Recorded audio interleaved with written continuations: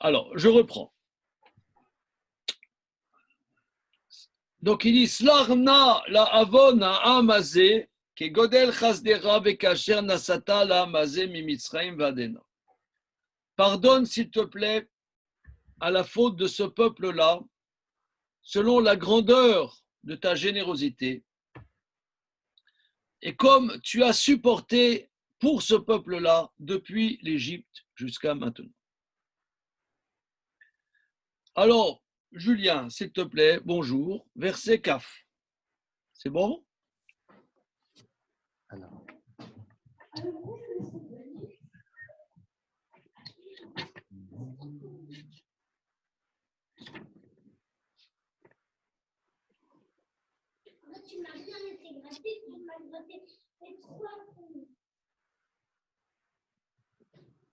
Alors, CAF.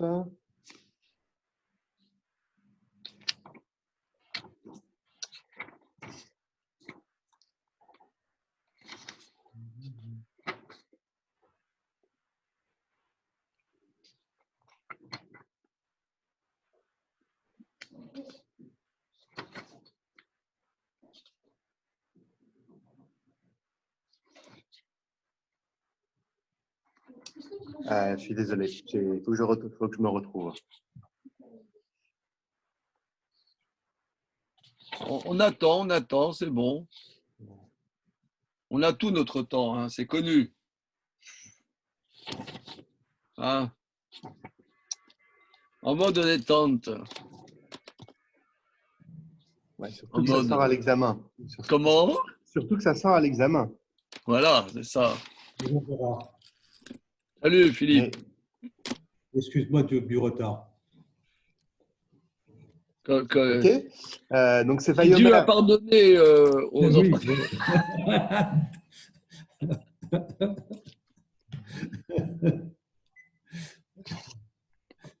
Voilà. Bon. Okay. Où en sommes-nous? Nous en sommes, chapitre Yud Dalet, verset Kaf. Kaf. Oh, oui. Kaf. Vayomer. Alors. Kaf. Vayomer. Hachem Salarti, pardon. Kedvarecha. Voilà. Veulam. Non, c'est tout. Il s'arrête là, le verset. Pardon. Là, t'es tombé sur le bon verset, il y a 4 mots. Bon. Alors, vas-y, maintenant tu traduis. Il y a des vénards. Dieu a dit, Oui. on a déjà vu Selar pardonner, donc oui. Salarti, j'ai pardonné. Très bien. Qui Devarechecha, c'est ta parole. Oui. Et qui Devarechecha, c'est comme ta parole. Voilà, parfait. Voilà. Quand je dis que ça tombe à l'examen, quand je dis que ça tombe à l'examen, ça tombe vraiment à l'examen. Je peux le dire maintenant parce qu'on est qu'entre nous, mais mon fils Yosef, il a sa bar mitzvah et il ira chez l'Arlecha jeudi la semaine prochaine. Donc, donc voilà, je suis aussi un peu un espion pour essayer d'avoir de pouvoir Mazel faire la meilleure possible. Mazel Tov, super. Ça s'arrose. Très bien. Donc, c'est un peu ta bar mitzvah, toi aussi, quoi. Ça tombe à l'examen. Moi, je disais ça voilà. comme ça. C'est bon. Alors, donc, on a vu hier, nous avons vu hier, que Slicha, il y a plusieurs niveaux. Il y a Kapara, il y a Slicha, il y a Mechila. Dans le langage donc, de la Torah, il y a plusieurs mots pour dire pardonner. Slicha, c'est un pardon. Ça veut dire que je vais pas abattre ma fureur. Ça veut dire je te pardonne, mais la faute est quand même la faute a été faite. Il n'y a pas une chouva complète.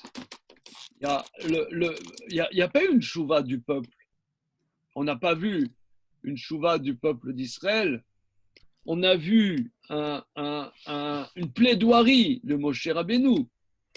Donc, au lieu que la sentence, que le châtiment soit écrasant, il va y avoir un châtiment, mais, comment dire, un châtiment pondéré. Donc, c'est ça. Je pardonne, mais il n'y a pas effacement de la faute. Hein. D'ailleurs, on va voir ça tout de suite. Comment dire, Damien, s'il te plaît, le verset Kaf Aleph, s'il te plaît. Ve'ulam chai ani ve'imale chevod Hashem et kol haaretz.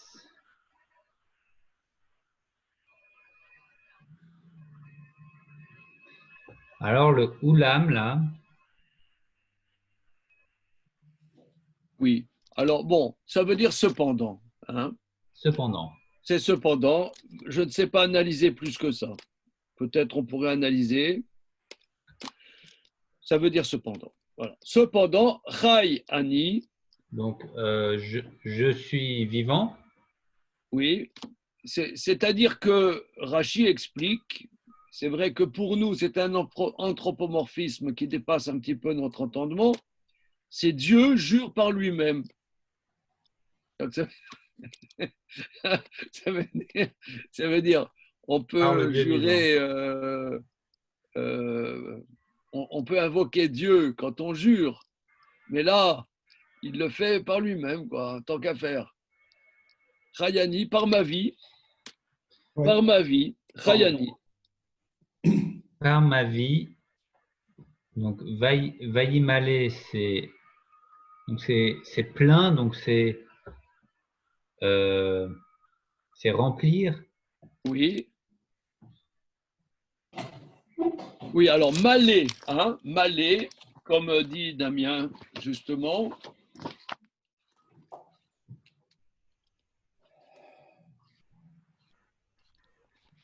Même Lamed Aleph, ça veut dire plein.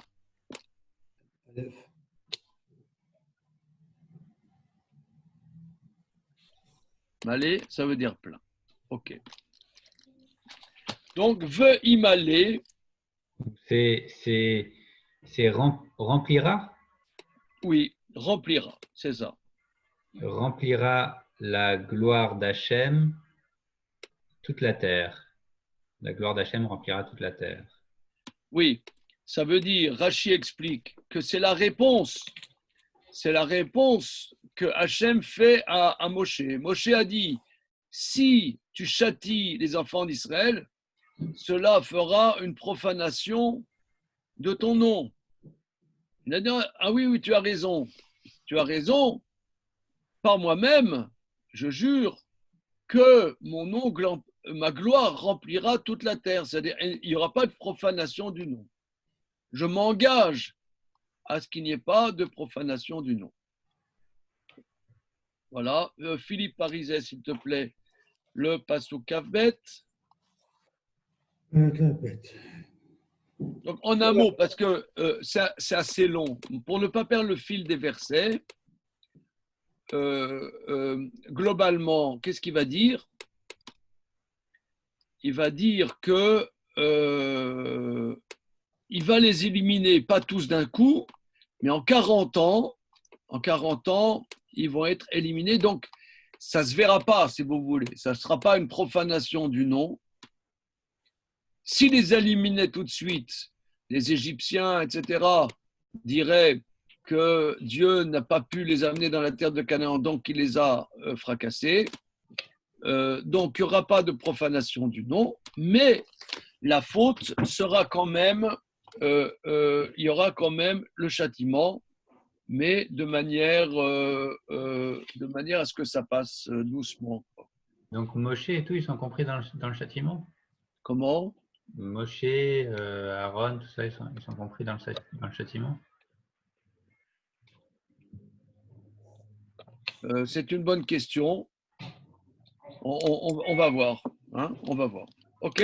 Alors, Philippe, s'il te plaît, passe au Kavet. Oui. כי כל האנשים הרואים את כבודי ואת אותותיי אשר עשיתי במצרים ובמדבר וינשאו אותי זה אשר Esser. עשר פעמים ולא שמעו בקולי.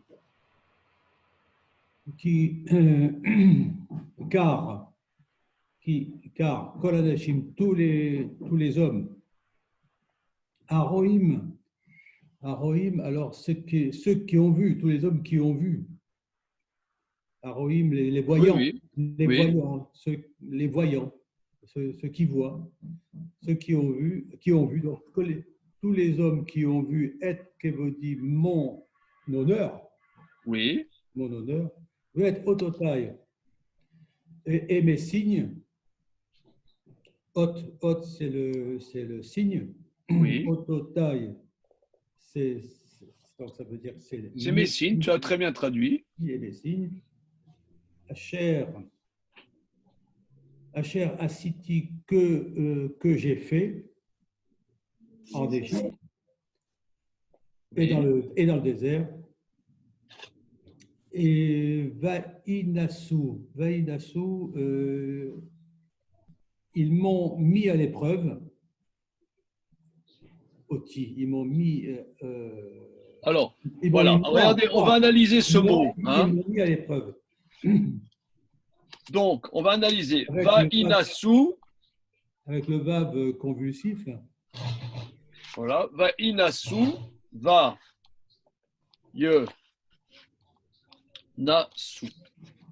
Alors, toi, tu as traduit, ils m'ont mis à l'épreuve. Maintenant, on va analyser le mot. Hein, le mot. Oui. Alors, le mot, c'est Nes. Vainasu. Alors, oui, c'est Nes. Alors, Nes. Le mot Nes veut dire plein de choses. Ça veut dire plein de choses. Le mot Nes veut dire un miracle.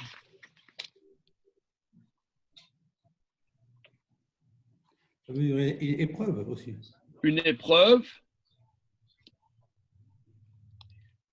Ou bien le mât d'un bateau. Le mât d'un bateau, ça s'appelle un Nes.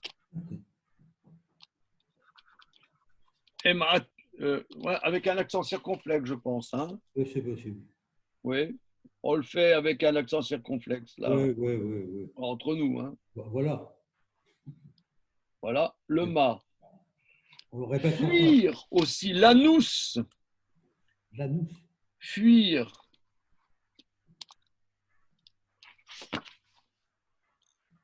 Donc là, trouver l'erreur. Ah oui.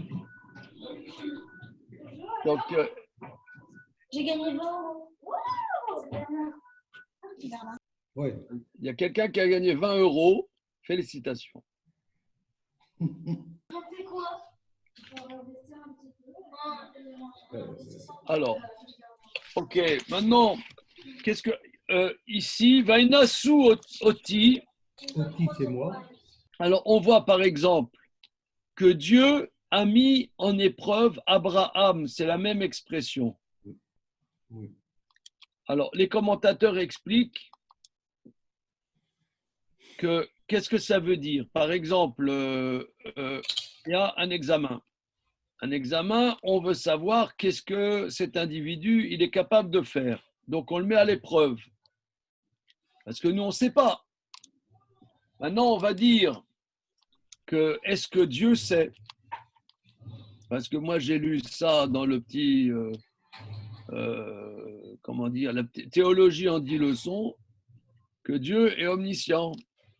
Comme ça, on m'a dit. Hein, qu'est-ce que tu en penses, Dan? Hein? Pourquoi pas, hein? On n'est pas contre. Alors, s'il est omniscient, pourquoi il met à l'épreuve? Pourquoi il met à l'épreuve?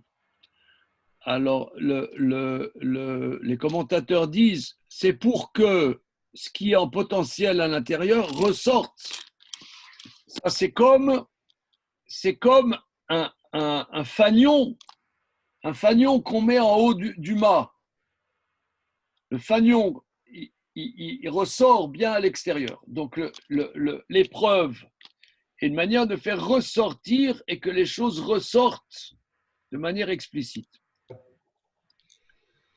Donc, il y a la racine du fanion qu'on met en haut du mât. Oui. Une petite seconde.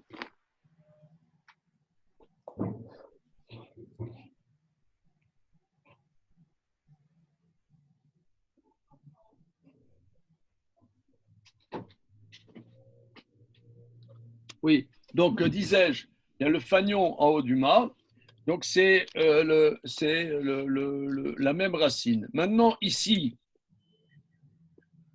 fuir, la nousse. En quoi le mot fuir a à voir avec ça? Je ne sais pas. En tout cas, quoi qu'il en soit, ici, Vainasu, ils m'ont provoqué. Ça veut dire provoquer, c'est mettre à l'épreuve, ça veut dire pour voir. Ils m'ont mis à l'épreuve, moi, Oti. Voilà, ils m'ont mis à l'épreuve comment Dieu réagira. Parce qu'il y a un problème de fond. C'est que nous, êtres humains, disons, il y a quelqu'un, il se réveille ce matin, il se réveille à 7h moins le quart, et il se dit, OK, moi, j'ai une complète confiance en Dieu. Mais après, la vie, elle est ce qu'elle est, tu vois. Il y a des aléas. Est-ce que vraiment cette confiance, elle va être à l'épreuve, c'est le mot, à l'épreuve de la réalité? Parce que dans la réalité, les choses ne sont pas toujours simples. On a des fois des contradictions. Les enfants d'Israël, ils sont en face de la mer Rouge. Ils ont vu les miracles en Égypte, mais ils sont en face de la mer Rouge. Ils se disent Abror. Il y a des vagues. Il dit l'eau est fraîche. Donc, il provoque Dieu. Ça veut dire il provoque pour savoir est-ce qu'il est là, il n'est pas là, il est là, il n'est pas là. Voilà. Donc, il y a une provocation. Est-ce qu'il n'y a pas une demande de présence aussi? Tu vois, par exemple, quelqu'un, il a confiance en Dieu. Mais bon, est-ce que vraiment il y a la justice divine? Quelqu'un, excusez-moi, avec un esprit un peu pervers, il va dire, moi je vais fauter pour voir si Dieu réagit. Il paraît qu'il y a une présence divine, qu'il y a une justice divine. Mais peut-être je vais fauter, comme ça je vais me rendre compte, est-ce que vraiment Dieu intervient? Oui, ça, c'est suicidaire. Alors, entre parenthèses, on voit que dans le désert, il y avait un homme qui est allé glaner du bois le jour du Shabbat. Oui, il est mort. Le Mekoshesh et Tsim. Et la Gemara explique que c'était la première fois qu'il y avait Shabbat et il a glané du bois. Parce que Dieu a dit, celui qui profane Shabbat est condamnable à mort. Et la Gemara explique que lui, il l'a fait exprès pour que les gens se rendent compte qu'effectivement, quelqu'un qui profane Shabbat va être condamné à mort et qu'on ne rigole pas avec Shabbat. C'est dans cette paracha, hein, d'ailleurs. Comment? C'est dans cette paracha. C'est dans Shlar Lecha? Oui. C'est dans une seconde, c'est dans Baalotecha ou dans Shlar Lecha? Shlach Lecha. Alors, il en fait des choses.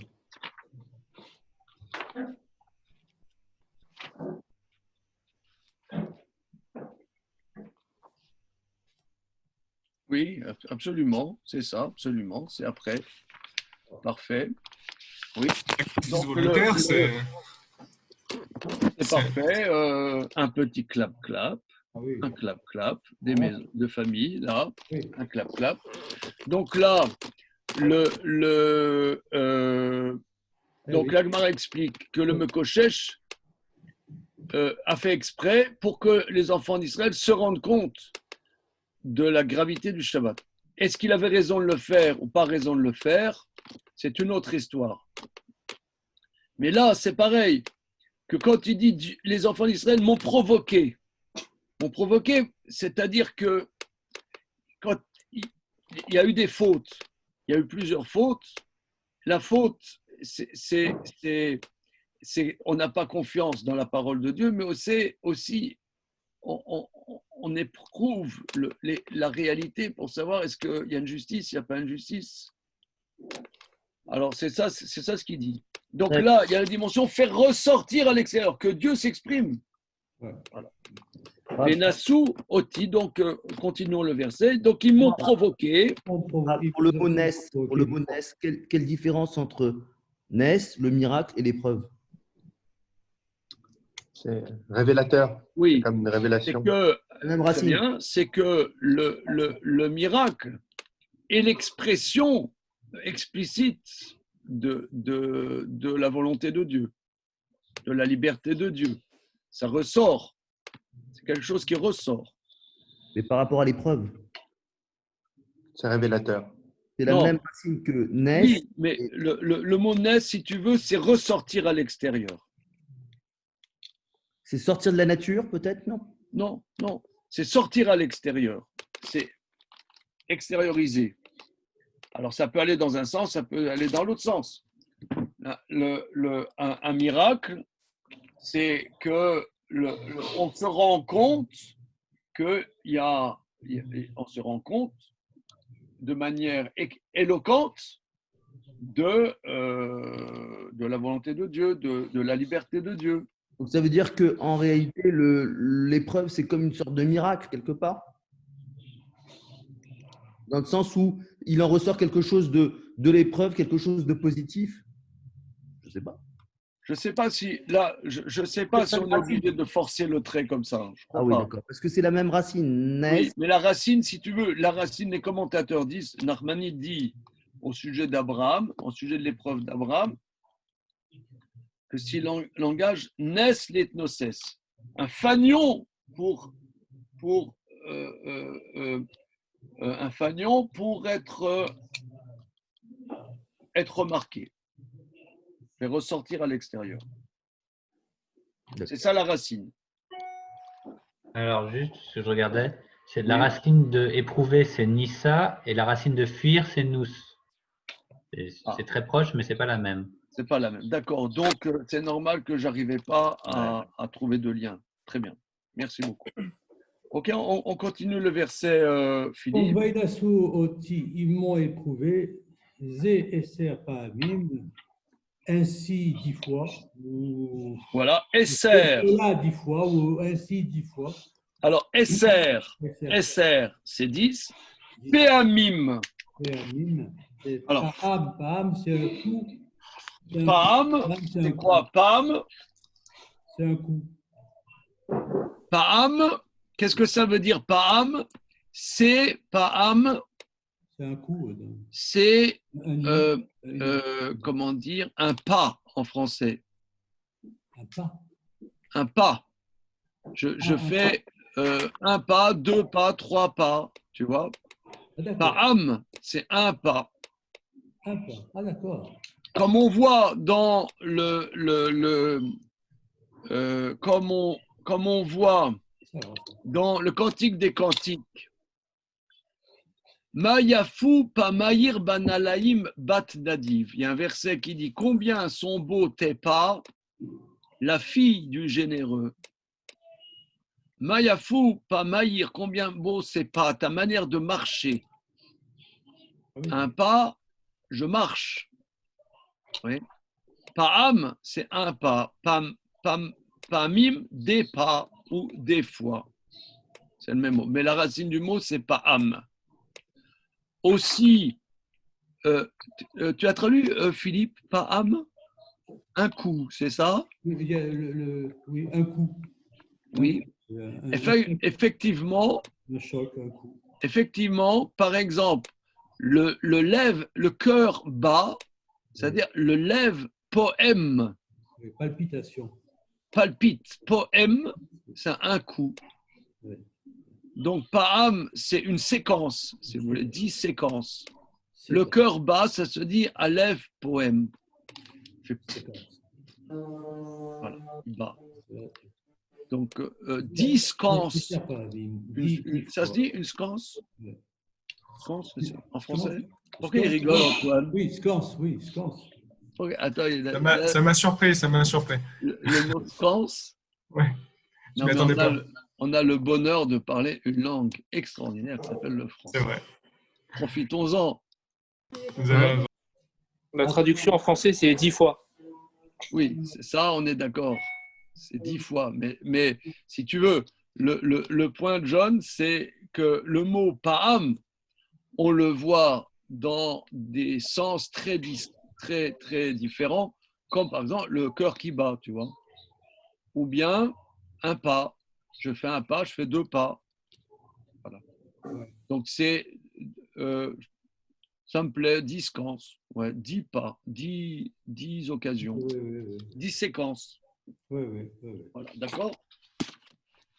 Ouais. Esser Pe'amim, donc Venasuoti, ils m'ont provoqué Esser Pe'amim. 10 fois. Ainsi, cela 10 fois. Ainsi 10 fois. Vélo Chamou. Eux, chameau Bécoli, et ils n'ont pas écouté ma voix. Vélo Chamou Bécoli, ils n'ont pas écouté ma voix. Kol, c'est la voix. Oui. Shama, c'est écouter. Voilà. Alors regarde, si on veut traduire un petit peu plus précis, ils n'ont pas écouté dans ma voix. Dans ma voix. Bécoli dans ma voix. Il y a une différence. Il y a une différence entre écouter ma voix et écouter dans ma voix. Oui, parce qu'ils ne sont pas rentrés dans ma voix. Voilà, c'est ça. Ça veut dire que écouter ma voix, si tu n'avais pas le bête, ça veut dire il y a le côté ils ne m'ont pas écouté. Ouais. Il y a un problème d'autorité. Oui. Moi, je dis quelque chose, ils ne m'ont pas écouté, je ne suis pas content. Je ne suis pas content. Mais écoutez, dans ma voix, ce n'est pas le problème tant l'autorité que faire attention à ce qu'il veut dire. Oui. Absolument. Dans ce qu'il voulait dire. B, Coli, dans ma voix. Dans ma voix. Bon, ils ne sont pas rentrés en moi. Voilà, ils ont pas fait l'effort de comprendre qu'est-ce que je veux. Absolument. Ce n'est pas le problème d'autorité. Non. Damien, on a vu ça. B, Coli. Sarah? Comment? Avec Sarah? Oui, que quoi? Il a écouté dans la voix de Sarah. Quand elle se met en colère, on écoute dans la voix de Sarah. Oui, très bien. Un petit clap-clap. Un clap-clap des familles. Oui. Que quoi? On voit qu'il y avait Sarah qui a dit à Abraham, renvoie cette boniche avec son gosse.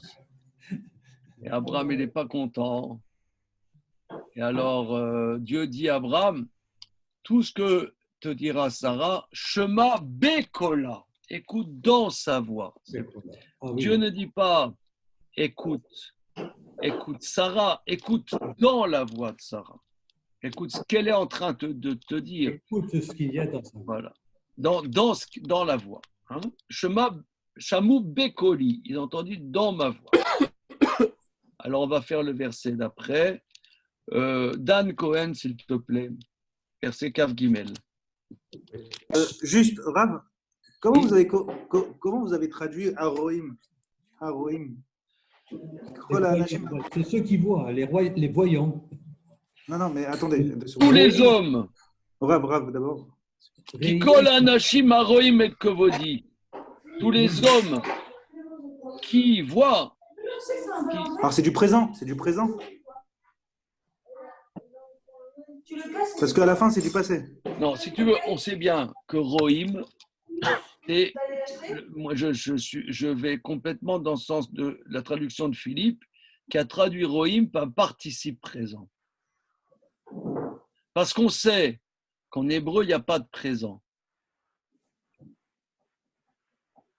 Mais même avec un participe présent, comment on fait le lien entre le participe présent et la suite du passé? Je reprends. Ki kol anashim haroim et kevodi vetotota shaseh Mitzrayim. Parce que tu vois que Rohim, donc là c'est un participe présent, que j'ai fait, c'est un passé.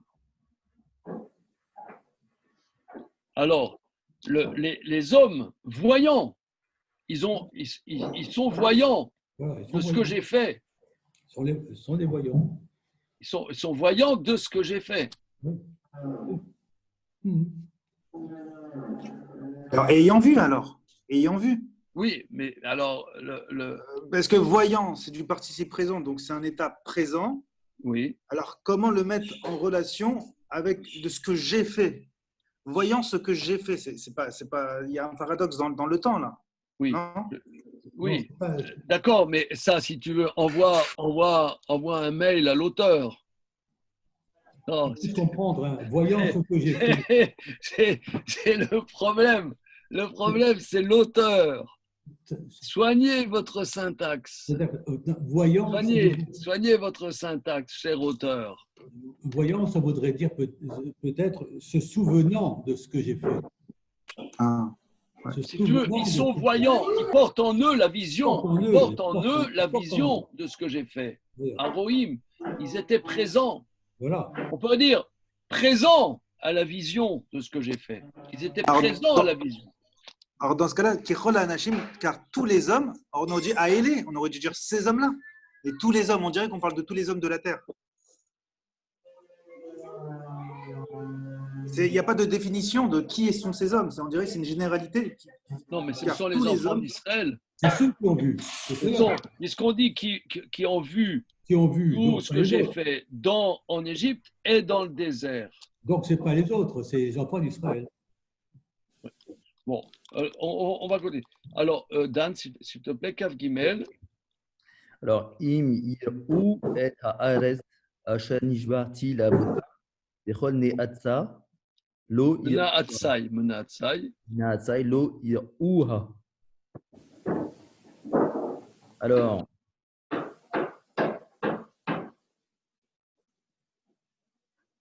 Imiru. c'est le verbe voir. Oui. Alors, im, s'il ne ir'u, s'il il voit. Alors, c'est quoi la conjugaison de ir ou? Ir Attendez. Alors, regarde. La racine du mot, c'est comme on a vu avant, c'est le verbe, c'est comme ça. Hein? Le verbe, c'est ça. Oui, c'est ça. Oui. Le yud avant, le yud, c'est ir ou, et le vav, c'est ils verront. Le yud, c'est la troisième personne du pluriel du futur. Troisième personne du pluriel du futur, et le ou, c'est la troisième personne. Ir et, c'est troisième personne du singulier. Ir ou, troisième personne du pluriel. Le yud, souvent, c'est la forme du futur. Comme vayomer, yomer, il dira, vayomer, il a dit, avec le verbe conversé. On le voit. Mais là, ça veut dire c'est le futur. Im, iru. Alors, le im, im, ici, tu as traduit par si. Hein. En général, im, c'est si. Mais ici, ça veut dire ne pas. Oui. Voilà.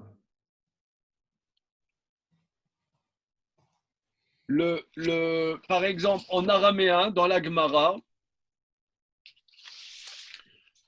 c'est très très fréquent. En araméen, par exemple, efchar, ça veut dire possible. Efchar en araméen, ça veut dire possible. Efchar, ça veut dire pas possible. Ah oui. C'est comme en yiddish. Hein. Si vous parlez yiddish, en yiddish, c'est pareil. Par exemple, possible, en yiddish, on dit efshar. Efshar.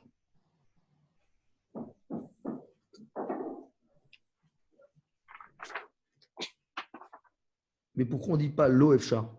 Comment? On pourrait dire l'OFCHA? Oui, parce que im, qui veut dire si, parfois veut dire ne pas. Ok, c'est vrai. Maintenant, why,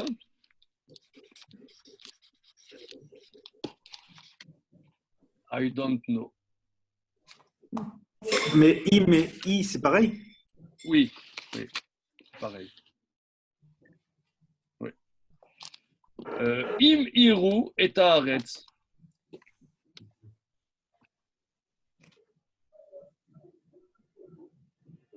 Ils ne verront pas. Et haaretz, donc continuons. Ils ne verront. Hachan Ishba, article que j'ai juré, la votam à leur père. Bechol, Mena Atsa. Mena Tsaï. Bechol, Mena Atsaï.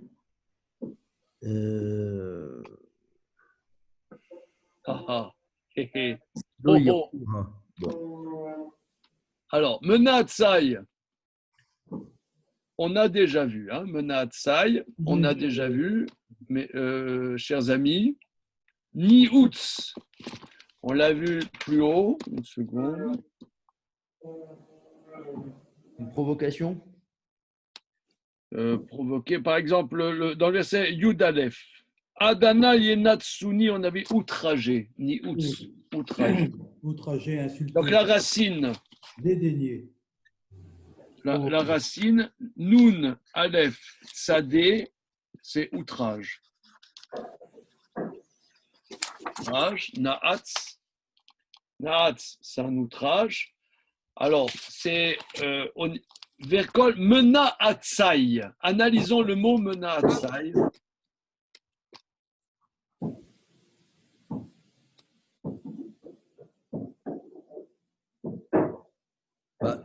Kol, tous ceux, Mena Atsaï, tous ceux qui me provoquent.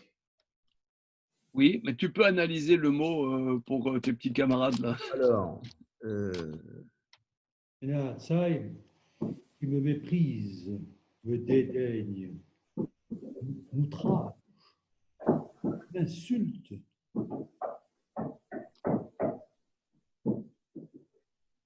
Alors regarde, donc Naatz, Nioutz, c'est un outrage. On va dire outrage, hein, pour, bien évidemment, il y a plein de synonymes.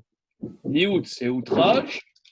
Menaetz, c'est la forme active, Menaetz, qui fait un outrage. Faire outrage, Menaetz, c'est faire un outrage.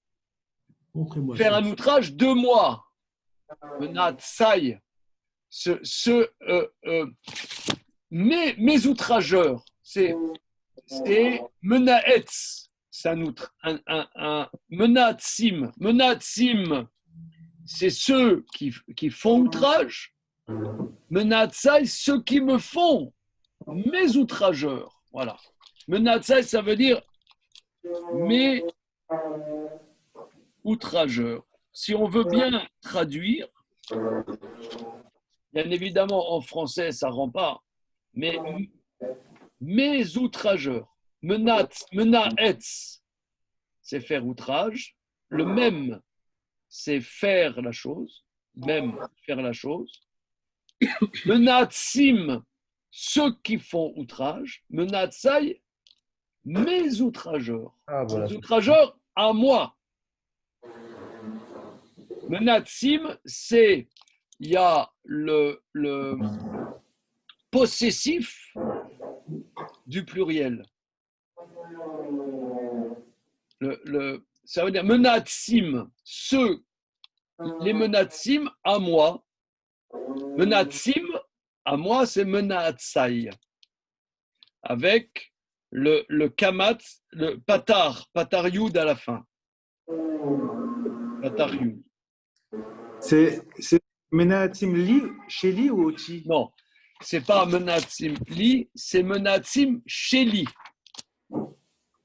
Les menatsim à moi. Il y a le pronom personnel, plutôt le possessif. Le possessif. Les menatsim à moi, sheli. C'est marrant parce que ça voudrait dire que ces outrageurs, je me les accapare. Je me les garde dans ma main pour leur faire, à moi. Ouais. Ça veut dire que c'est mes outrageurs. La traduction, c'est pas ceux qui m'outragent, si vous voulez. Je reprends. La traduction précise. Ceux-là, ils sont bons, quoi. Menatsimoti. Menatsimoti, c'est ceux qui m'outragent. Là, c'est pas ceux qui m'outragent, c'est mes outrageurs. Menatsai.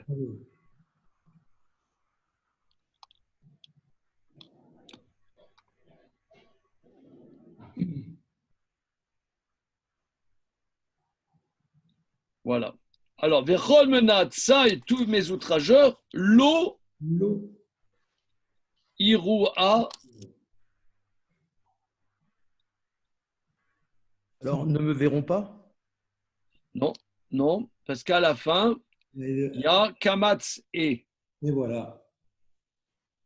Lo iruha. Lo Iru, ils ne verront pas. Le Kamatz et Lo Iru ota.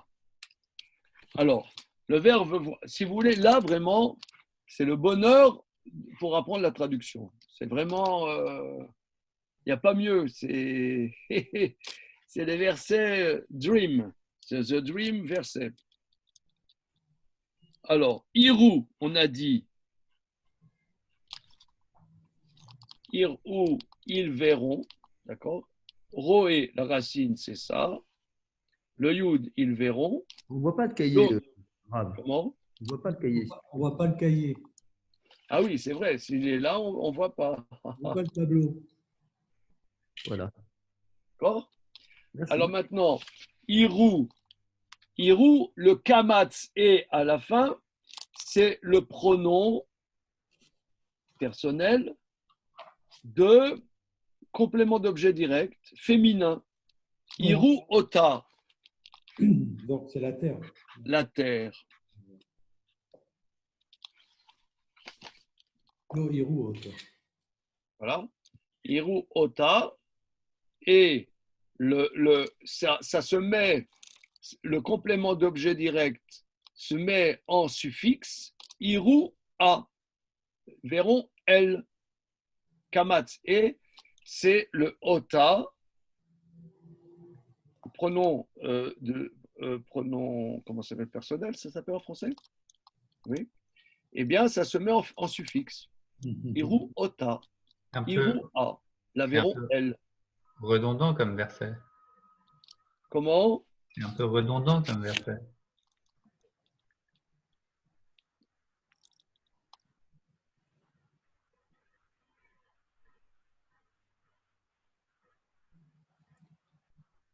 Donc, monsieur dit que, outre que l'auteur, au niveau de la syntaxe, nous fait des facéties, ouais, on dirait qu'il est payé au mot puisqu'il rajoute.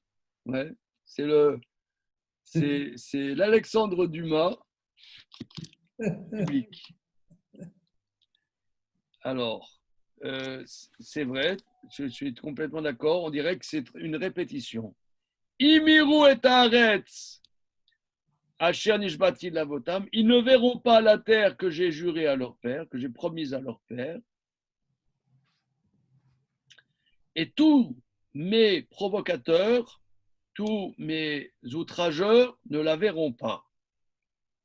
Et tu dis que c'est redondant. Non, c'est pas redondant. Euh, Ce n'est pas.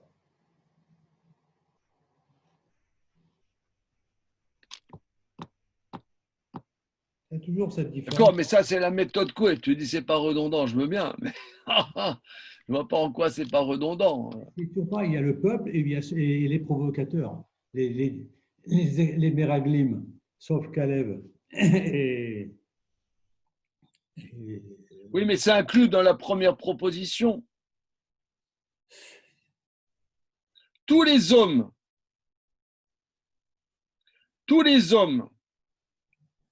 qui ont vu ma gloire, mes signes que j'ai faits en Égypte et dans le désert, ils m'ont provoqué 10 fois, ils n'ont pas écouté ma voix, ils ne verront pas la terre que j'ai promise à leur père. Mais est-ce qu'il y a une nuance? Là-dedans, ça inclut nuance, tous ceux qui ont vu et qui m'ont provoqué. C'est là et tous les outrageurs ne la verront pas. Voilà, comme si les outrageurs n'étaient pas inclus dans la première proposition. Non, effectivement. Il y a ceux qui n'écoutent pas et ceux qui outragent. Bah, d'accord, c'est la méthode Coué. Il n'y a qu'à dire. Je ne vois pas. Est-ce qu'il y a une nuance entre Im-Yirou et Lo-Yeroua? Non, il n'y a pas de nuance. Il doit y avoir une nuance. Parce que sinon, c'est de trouver laquelle. Non, pas tous, hein. Parce que je peux faire la nuance avec le je pense. Encore une fois. Ça peut être une manière de. Mais c'est non, parce que c'est Im. Parce que si Im, ça a quand même une nuance de si. S'ils verront la terre, nanana, non, ils ne la verront pas. Moi, je pense que c'est une sorte de menace. Il y a une menace voilée là derrière. Oh, c'est pas voilée. Alors donc,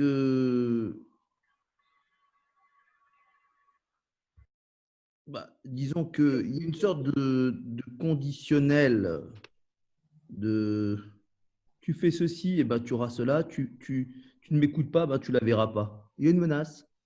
Oui, c'est-à-dire que ce qui ressort là de ce que vous dites, c'est que le début il y a deux catégories. Il y a une catégorie, c'est encore un peu en latence. S'ils verront pas, c'est latent. Voilà, mais les menatsai, alors là, il n'y a pas d'arrangement, c'est foutu. Là, c'est cuit. Les menatsai, l'eau. Les autres, c'est im. Voilà. Donc, il y a une nuance. C'est vrai que im, regardez Rachid dit im, il faut comprendre par im, c'est une négation, comme on l'a dit tout à l'heure. Mais la négation est quand même exprimée par si. Donc, il y a une négation atténuée. Parce contre, les menatsai, eux, c'est niet. Niet, niet.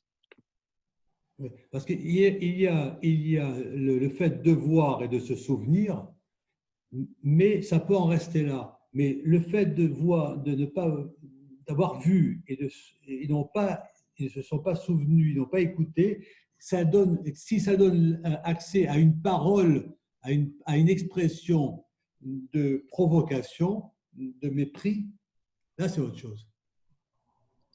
Mais la question c'est que les deux, il y a le même châtiment. Alors, la réponse, sûrement, est d'aller dans ce que vous proposez, qu'il y a une nuance entre dire la négation par im et dire la négation par lo. Ok. Peut-être si un devoir pour demain. Ok. On va creuser ça. Ça prend une tournure d'avertissement, quoi. Oui. C'est une sorte d'avertissement, de mise en garde. Voilà. D'accord. Alors maintenant, verset Kavdalet. Kavdalet, Eli El-Moshnino, s'il te plaît. Kavdalet. Ve'avji karev, aikevaita wa'achet aimo vaimale acharai va'ivochiv, el-haaretz ha'shabbat shama, zar'o yorishena. Alors, Ve'avji karev. Alors, Evet, c'est un serviteur. Oui, alors une seconde. Ce terme est un mot très important. Alors, Eved, Esclave. Eved, Eved,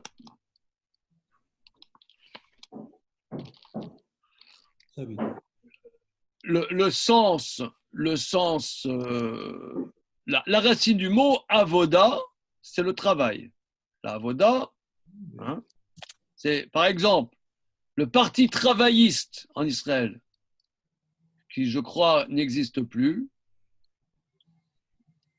Là, les Israéliens là, de service, là, hein, non. Ça a existé, ça a eu existé. Il n'y a plus de gauchistes, c'est fini. Ça a eu existé. C'est fini les gauchistes. Lui là, c'est-à-dire Claude Goasguen, il est passé dans un autre monde, mais nous a laissé Dan Cohen. C'était mon ami d'ailleurs. C'était mon grand ami. Ouais. Oui, j'ai même passé le michté avec lui, que Dieu ait son âme. C'est vrai? Bah, quoi, cette année? Bien sûr, bien sûr. Ah oui. Bah, bien sûr. Grand ami. On était tous ensemble. Ils étaient tous venus nous voir pour les élections. Le pauvre. Ouais.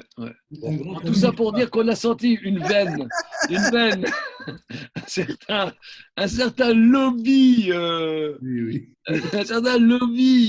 Identifié là, ça y est. Ouais, Goasguenin, qui est dans notre étude matinale.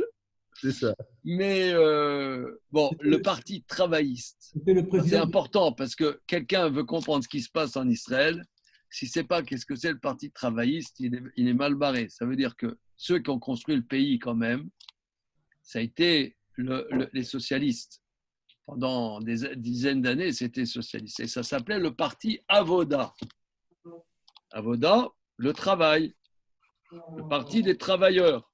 Goasguen, à l'Assemblée nationale, il était le président du groupe d'amitié France-Israël. Oui. Moi, je n'ai pas entendu. Goasguen, il était le président du groupe d'amitié France-Israël à l'Assemblée nationale. Je l'ai bien connu. Ouais. Ah oui. Bon, en tout cas, quoi qu'il en soit, là, on a fait une oraison funèbre pour notre ami.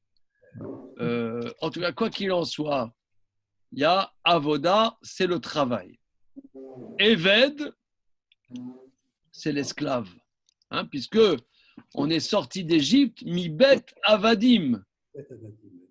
L'esclave, c'est quelqu'un dont la définition est le travail. Et le travail, il est acquis pour le travail. Eved. Donc là, lorsque Dieu dit pour dans la Torah,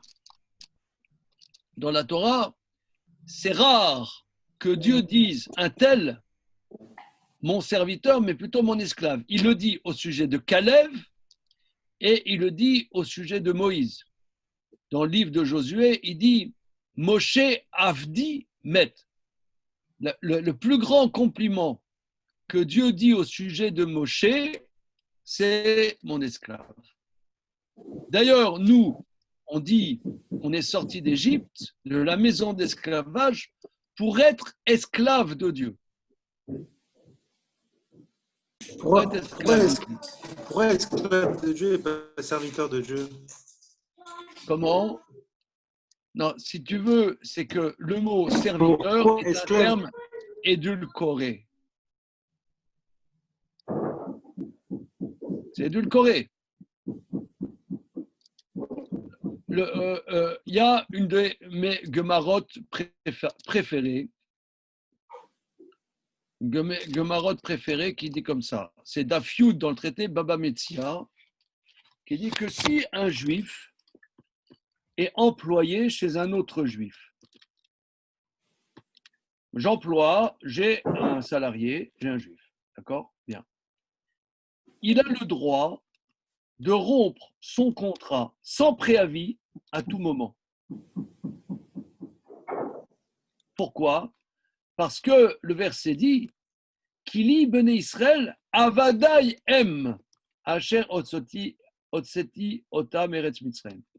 Car pour moi sont les enfants d'Israël, avadai em, ce sont mes esclaves que j'ai sortis d'Égypte. Et l'Agmara apprend dans le traité Baba Metzia, ce sont mes esclaves de Dieu et pas les esclaves des hommes. Ça veut dire que si quelqu'un dit j'en ai marre de ce travail, j'arrête, il est payé jusqu'à la minute où il arrête, sans pénalité. Sans pénalité. À titre qu'il est esclave des dieux et pas esclave des hommes.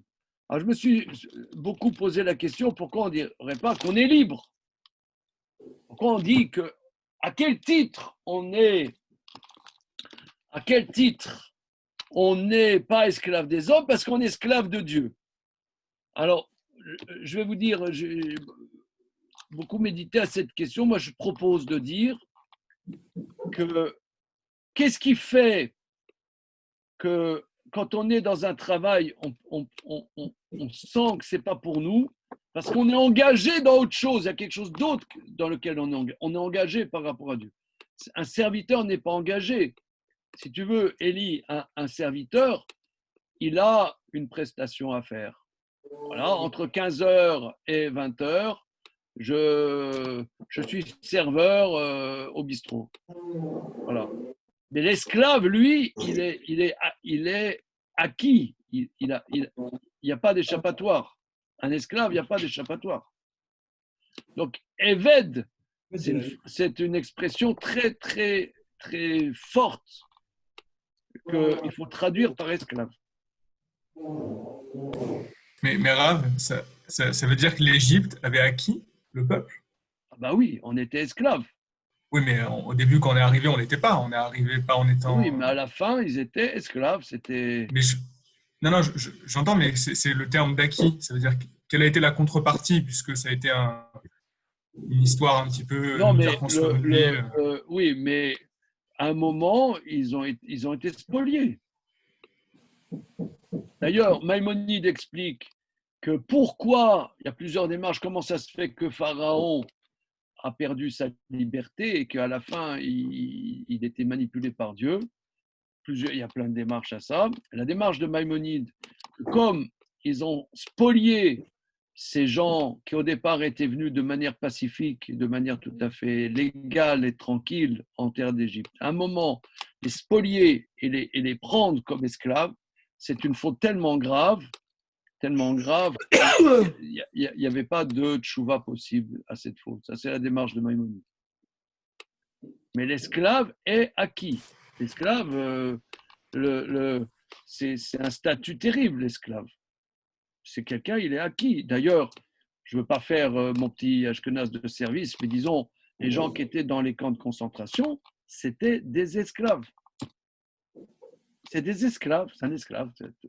Voilà. Alors, là, pour le coup, je ne sais pas comment ils ont été acquis, non, quand même. Parce que... Comment? Je ne sais pas quelle était la contrepartie pour le coup. Là, non, mais prenons un exemple. Au niveau, aujourd'hui, il y a, on va s'arrêter là, je ne veux pas faire trop long, mais je conclue là-dessus. Aujourd'hui, depuis 100 ans, 150 ans, l'esclavage est aboli. Bon. Mais avant, peut-être encore dans des régions dans le monde, encore aujourd'hui, lorsqu'il y avait une guerre, ceux qui gagnaient la guerre, le peuple qu'ils avaient vaincu, devenait esclave. Par la conquête, par la victoire, les autres étaient esclaves. C'est ce qui s'est passé après la Seconde Guerre mondiale. Là, les pays du bloc communiste étaient acquis à l'URSS, quelque part. Ils lèvent le petit doigt, ils envoient les chars. Ils étaient acquis. Ah, ils n'étaient pas contents. Ben, t'avais qu'à te libérer. C'était acquis.